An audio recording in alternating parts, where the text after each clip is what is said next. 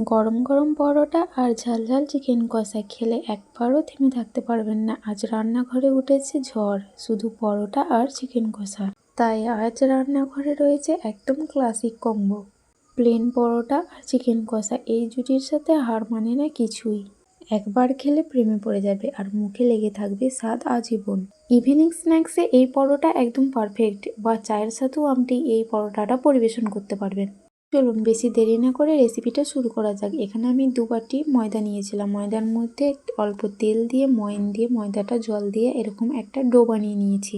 এবার এই ডোগুলো থেকে লিচি কেটে গোল গোল আকারে আর ছোট ছোট ডো বানিয়ে শেপ দিয়ে দিয়েছি।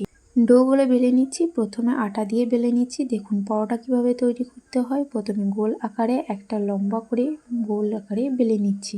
এবার এটা ত্রিভুজের আকৃতির মতো করে মুড়ে দেবো, যাতে এই পরোটার মতো আকৃতি চলে আসে।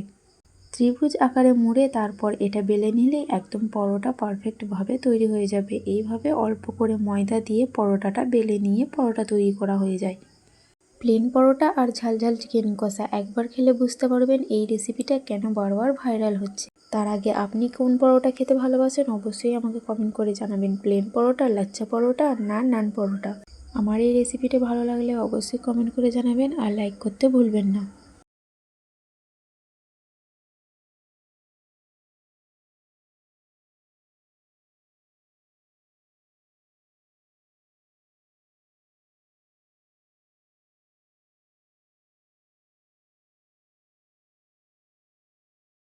দেখুন পরোটা আমাদের পারফেক্টভাবে রেডি হয়ে গেছে। এবার আরও একটা দেখিয়ে দিচ্ছি। সব কিছু পরোটা না করলেও চলবে এবং গোল গোল আকারে রুটির মতো করে আর একটা বেলে নিয়েছি।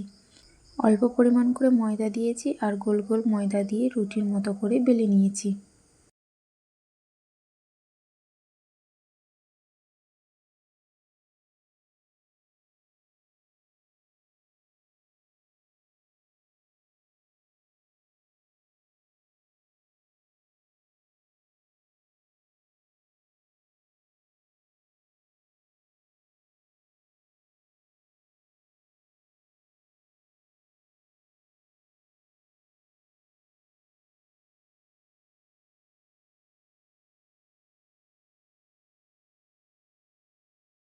এবার এগুলো ভাজার জন্য গ্যাসের ওভেনে একটা তাওয়া বসিয়ে পরোটাটা প্রথমে সেঁকে নিচ্ছি।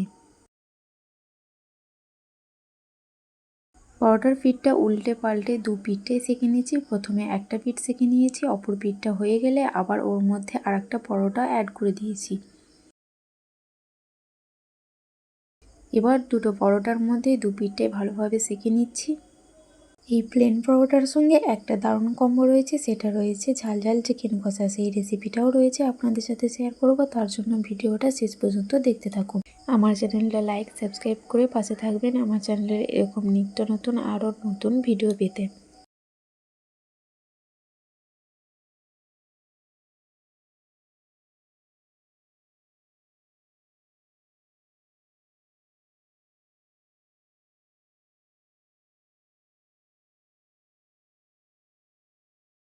দেখুন 2 পিঠটাই সেঁকা হয়ে গেছে। এবার এর মধ্যে অল্প পরিমাণ করে তেল অ্যাড করব, যাতে পরোটাটা পারফেক্টভাবে রেডি হয় আর ভাজতে টাইম লাগে।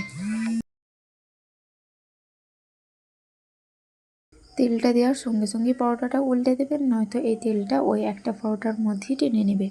এবার পরোটাটা উল্টে পাল্টে তেলটা দিয়ে ভালোভাবে ভেজে নিচ্ছি।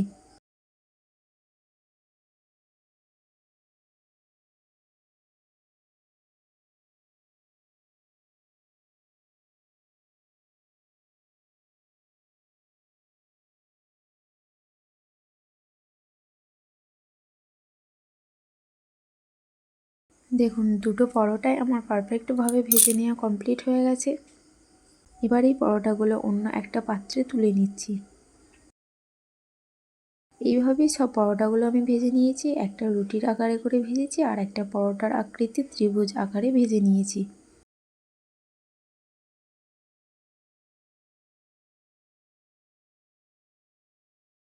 মোটামুটি সব পরোটা আমার এখানে ভাজা কমপ্লিট হয়ে গেছে। দেখুন সব পরোটাগুলো জাস্ট কত সুন্দর হয়েছে। এবার আসি চিকেন কষায়। এই চিকেন কষার মধ্যে প্রথমে কড়াইয়ে সর্ষের তেল গরম করে পেঁয়াজগুলো বাদামি করে ভেজে নিচ্ছি তেজপাতা ফোড়নে। এবার পেঁয়াজের গায়ে বাদামি কালার চলে এলে পেঁয়াজের মধ্যে দিয়ে দেব চিকেনটা দিয়ে কিছুক্ষণ নাড়াচাড়া করে চিকেনটা ভেজে নিচ্ছি। আজকের এই চিকেন কষা রেসিপিটা একদম আমার মায়ের বানানো রেসিপি, তাই এই রেসিপিটা আপনাদের সাথে শেয়ার করছি। মা কীভাবে বানিয়েছে সেই রেসিপিটাই শেয়ার করব। চিকেনটা ভাজা হয়ে গেলে ওর মধ্যে আদা রসুন বাটা অ্যাড করে দিচ্ছি, দিয়ে আরও কিছুক্ষণ 10 মিনিটের জন্য ভেজে নিচ্ছি।